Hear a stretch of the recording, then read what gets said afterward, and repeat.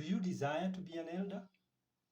The terms elder, bishop, overseer, presbyter can all be used interchangeably in the scriptures.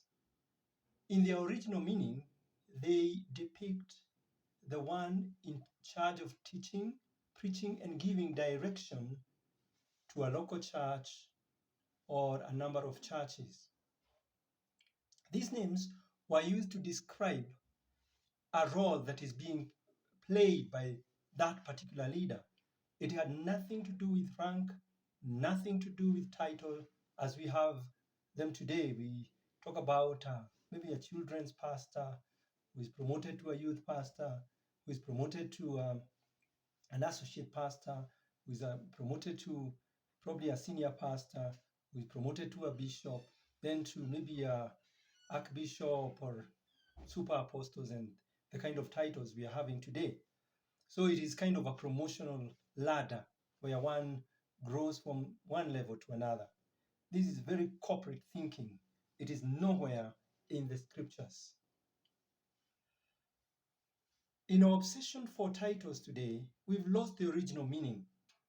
With the inclusion now of super apostles and archbishops and reverends who are not there anywhere in the scriptures, then everything is confused about elders and presbyters.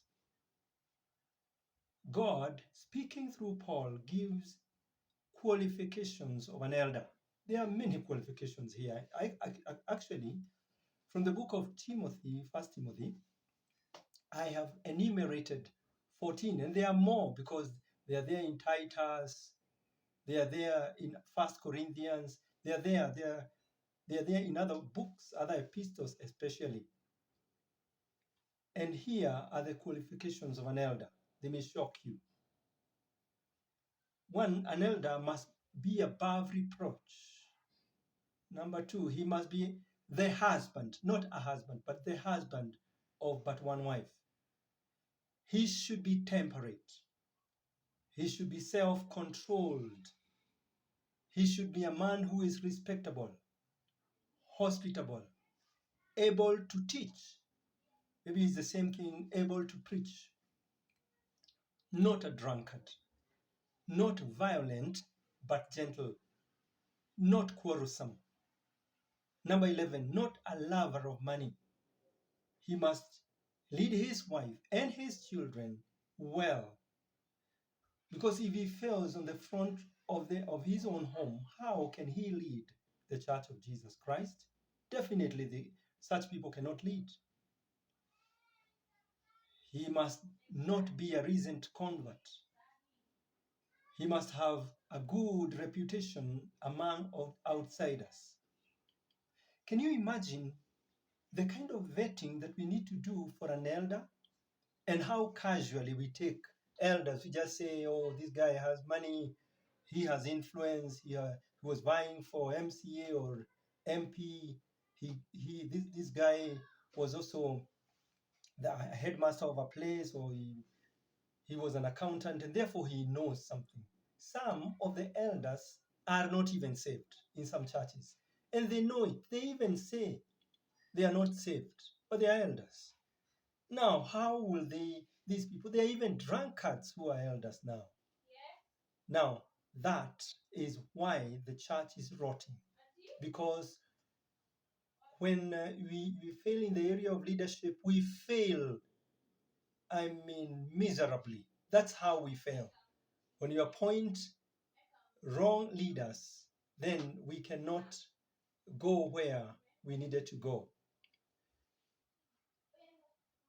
Imagine if it would turn out that one church decides we are going to take these people through scrutiny and see who qualifies to be an elder in our church, and think how many churches would close. Literally. Because you wouldn't find people qualified for that. I'm not saying all churches are like that, but we have a lot of casualty, if there's a word like that, in the way we elect people to positions of leadership. Even some pastors, you look at pastors, they're not qualified. They're not above reproach. They are not husbands of one wife. They are not. They are not respectable. They are quarrelsome. They actually literally fail in all the 14 qualifications.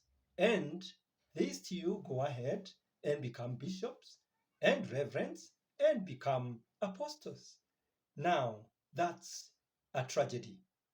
That's a bombshell.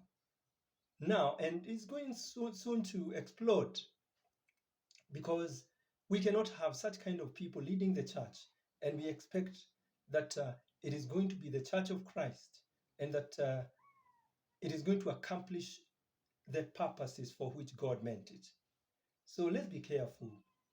In one, our ambition to become pastors, and two, in the choice of such people. Amen.